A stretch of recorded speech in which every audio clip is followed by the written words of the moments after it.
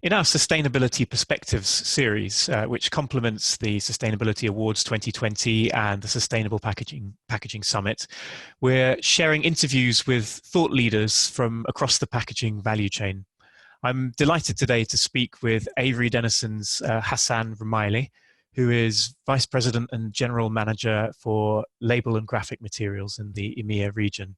Hi, Hassan. Thanks very much for joining us. Hey, Tim. No, glad to see you today. Thank you. So can I start by putting it to you that delivering on sustainability promises is, above all, a question of accountability. How can FMCG brands achieve this? And how can a business like Avery Dennison, which is obviously upstream in the value chain, play a role in facilitating it? Yeah, I think, Tim, that's a great question. I think on sustainability, we truly believe in the concept of ecosystem 360 and having all the players in the industry come together to be able to crack this code or this problem. So when you think of FMCG, and then if you look at some of our solutions, we provide obviously the laminates and the labels and the adhesives for many of these packages. So to be able to solve this problem, one way to look at it is you solve the problem of the end packaging, single-use plastic, but we also feel very strongly that by combining all the thought leaders and the brains across the value chain, I think that is the best chance for us as a value chain or as a ecosystem within the packaging industry to be able to solve the problem. You know, things like wash-off adhesives, solutions like linerless.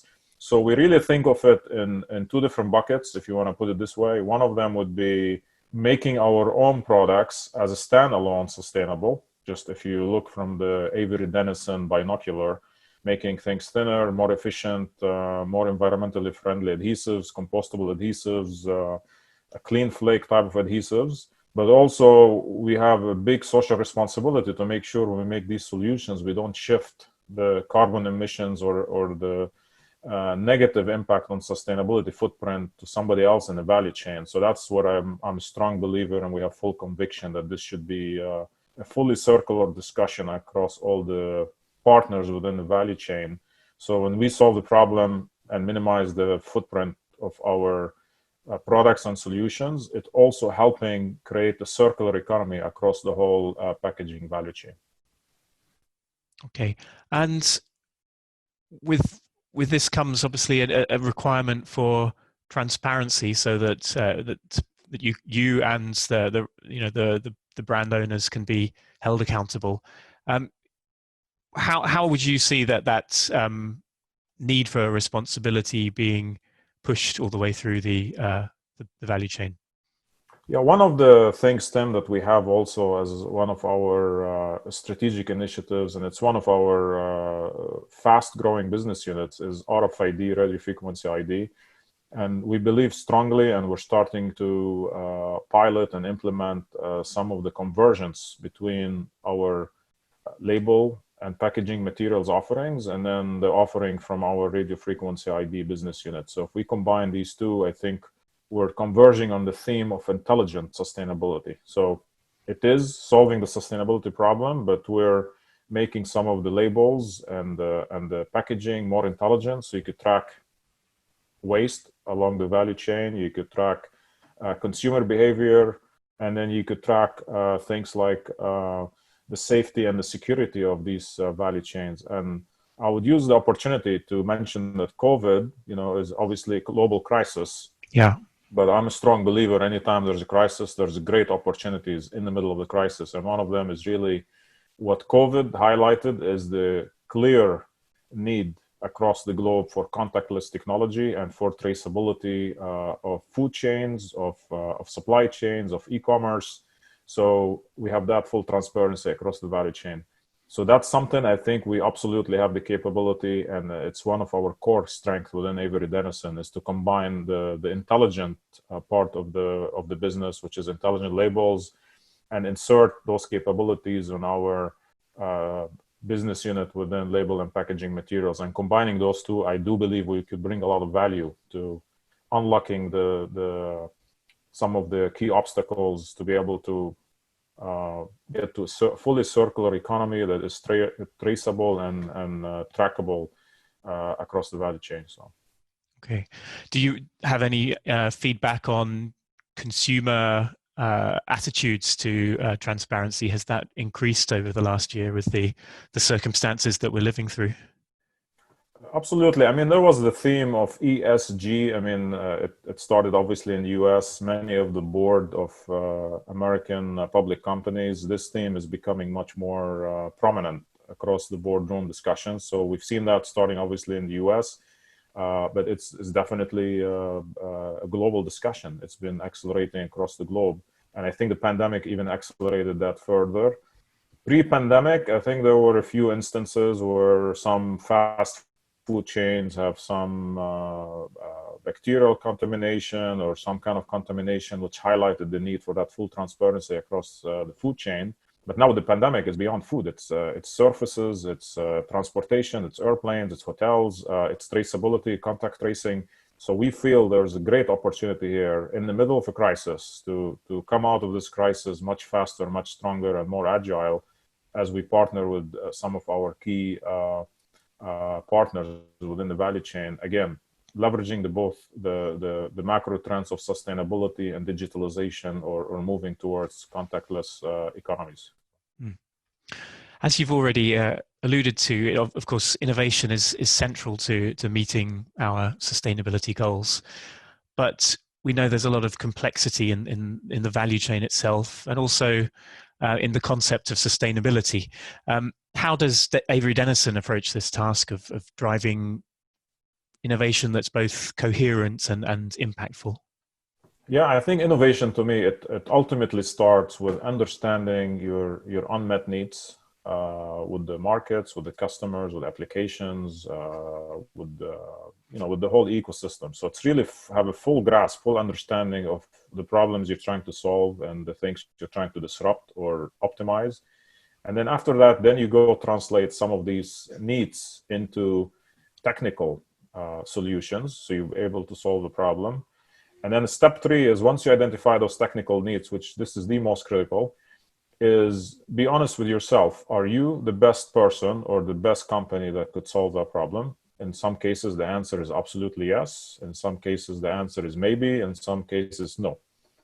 If the answer is absolutely yes, okay, that's easy. You resource it organically and you go for it and you solve the problem working with your customers and partners. In the cases where you are not the best equipped to solve the problem, I think that's where the ecosystem engagement comes in. Who is the best partner in the industry that could help you solve that problem? And then once you identify that partner, then I think you have to figure out who does which part. If you're very good at materials and they're very good at engineering, or if you're very good at engineering and they're very good at equipment. I mean, great example. I mean, even this morning I was visiting an OEM. I was trying to figure out a solution, and that solution, I strongly believe, will not be resolved unless you have the OEM and us working together hand in hand with a partnership with a converter and an end user to be able to solve some of these innovation themes or platforms that we're working on.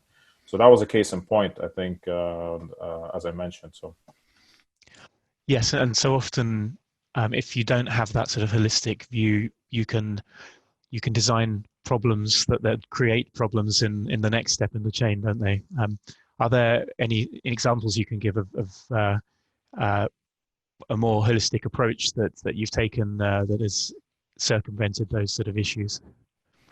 yeah, I mean, we have many examples, Tim. I think the great example I mentioned earlier is really the intelligent labels business that we have. If you go 10, 15 years ago, the business was tiny, it was non-existent.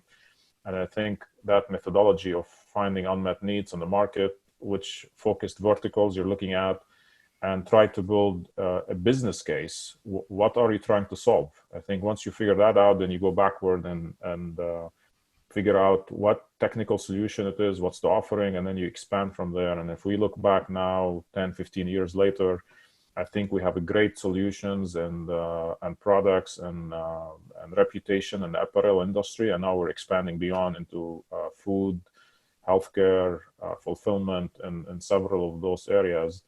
And in each one of those areas, to be able to make traction, you absolutely have to partner with somebody very closely. This is not done in vacuum. I mean, you have to In apparel, you have to work directly with your end users. In food and fulfillment, some of my colleagues in other business units, they're working directly with the fast food chains, how they could accelerate the innovation, traceability, and transparency of the procurement of raw materials and things like that.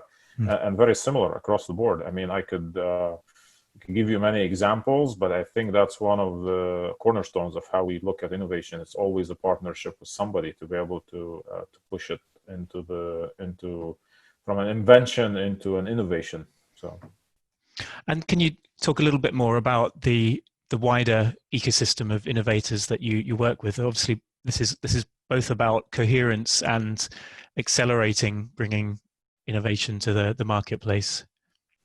yeah, so I mean, to me, the ecosystem is unlimited, but if you want to get focused on the key players in the ecosystem from Avery Dennison perspective, one of them is I'm speaking Avery Dennison overall as a corporation, not any specific business unit in this regard. So we get a lot of great collaboration. Number one, our suppliers, because they supply a lot of the raw materials. So that's your first source of potential joint innovation or collaboration. Second one is our direct customers. Depends on which business unit. In label and packaging materials, it's the converter. In RBS and RFID, it's end users. So it's great. So we could get insights from both of those partners in the value chain. And then we also keep a very close eye. We have a lot of respect for many of our competitors, and we keep an eye of what's going on. And in some cases, we need to partner with our competition to solve problems that are bigger than us, and it's more in the general benefit of humanity. Things like social responsibility, ESG, sustainability. We're more than willing to lean forward and join hands to be able to solve a broader problem that is beyond profitability, just for the sustainability of the planet. Those absolutely areas are very open to even collaborate cross partners within the industry. But from a pure innovation, I think it was typically the first three: suppliers, converters, customers, and users. And we also look at areas outside our direct value chain. So OEMs is a great area we participate in, even though they're not a supplier or a customer, but they're either a co-supplier or we could jointly come up with ideas that could be great solution to an end user or a converter that is not just simply a product offering. It'll be a holistic solution collaboration. And then the last piece, not to be exhaustive, but I'm just giving some example, is packaging companies and packaging designers. There's many famous names in the industry. There's 2 or 3 big ones. So those are partners we absolutely keep an eye on and try to work with.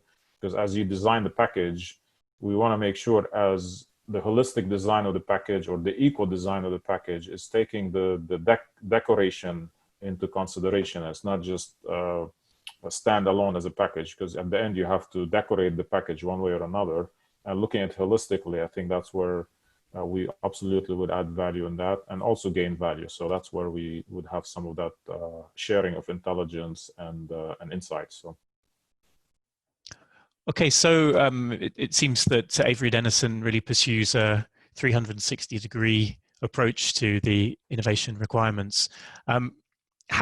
How is that something that you can underpin and ensure a continual pursuit of these goals? Yeah, I think, Tim, as we discussed earlier, I think there's a heavy focus. Obviously, it's our strategic priorities are innovation, sustainability, intelligent labels. Those are some of the key themes you'll hear consistently from us externally and internally. But underpinning all of that is really the leadership, conviction, and belief in those areas. And that's something we're very proud of, because our leadership team, even as you go 2, 3, 4, 5 layers deeper within the organization, to me, these are the game changer. And these are what I think are the absolute true differentiators, because anybody could have a great strategy, anybody could have great execution, but to have the belief, the conviction, and the passion to make these things happen, that's really something we're very proud of. And that's underpinning a lot of the themes that we discussed earlier: how we work with the ecosystem, innovation, sustainability, how do we solve problems, how do you approach solving problems, etc. So. Yes, thank you. And I guess there's a really important act of leadership in having an open attitude to collaboration as well, isn't there? Yeah, yeah, absolutely. Yeah. That's a great question. Thank you so much, Hassan. I'm afraid that's all we have time for today. We will be hearing more from Avery Dennison and many other sustainability pioneers and thought leaders over the coming weeks during our season of virtual Sustainable Packaging Summit panels and workshops. If you're interested in knowing more about that, please subscribe to Packaging Europe or follow us on LinkedIn or Twitter. Thanks very much, Hassan Rmaile, for joining me today. And thanks everyone for tuning in. Thank you very much, Tim. Have a great weekend. You too. Bye-bye.